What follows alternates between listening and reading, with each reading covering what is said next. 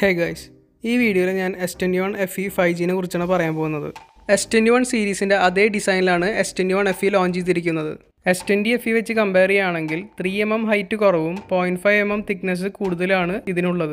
അതുമാത്രമല്ല S20 FE-നെക്കാളും 13 grams wait കുറവാണ് S21 FE.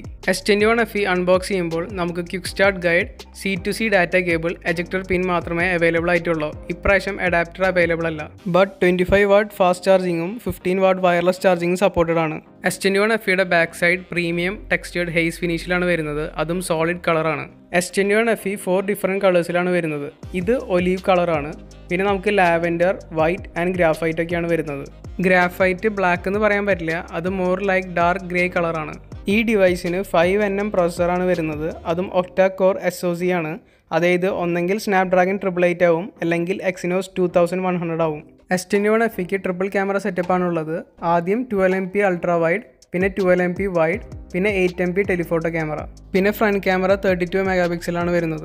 S21 FEക്ക് 6.4 inch full HD plus dynamic AMOLE 2x display ആണ് വരുന്നത്.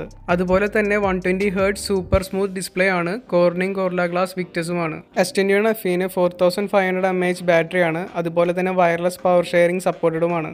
S21 FE 5G 2 വേരിയൻസിൽ അവൈലബിൾ ആണ്. 6GB RAM 128GB വേരിയൻറ്റ്, അല്ലെങ്കിൽ 8GB RAM 256GB വേരിയൻറ്റ്. ഇതിന് 5G സപ്പോർട്ട് ഉണ്ട്. അതേപോലെ തന്നെ പ്രൈസ് ഏകദേശം 52,000 റുപ്പീസാണ് വരുന്നത്. ഇതിൻ്റെ സെയിൽ ജനുവരി 11ന് സ്റ്റാർട്ട് ചെയ്യും. ഇനി അടുത്ത് ക്യാമറാസിനെ കുറിച്ച് പറയാം. ഇതിൽ more accurate depth shots available ആണ്. ബാക്ക്ഗ്രൗണ്ട് ബ്ലറൊക്കെ പെർഫെക്റ്റ് ആയിട്ട് ഡിറ്റക്ട് ചെയ്തിട്ടാണ് ബ്ലർ ചെയ്യുക. സോ നമുക്കൊരു സ്റ്റുഡിയോ ക്വാളിറ്റി ഷോട്ടിൽ കിട്ടും. പിന്നെ നമുക്ക് S21 FE സീരീസിലത്തെ പോർട്രേറ്റ് മോഡ് പോലെ ബാക്ക്ഗ്രൗണ്ട് നമുക്ക് ഇതേപോലെ അഡ്ജസ്റ്റ് ചെയ്യാൻ പറ്റും. അടുത്തത് നൈറ്റ് മോഡാണ്.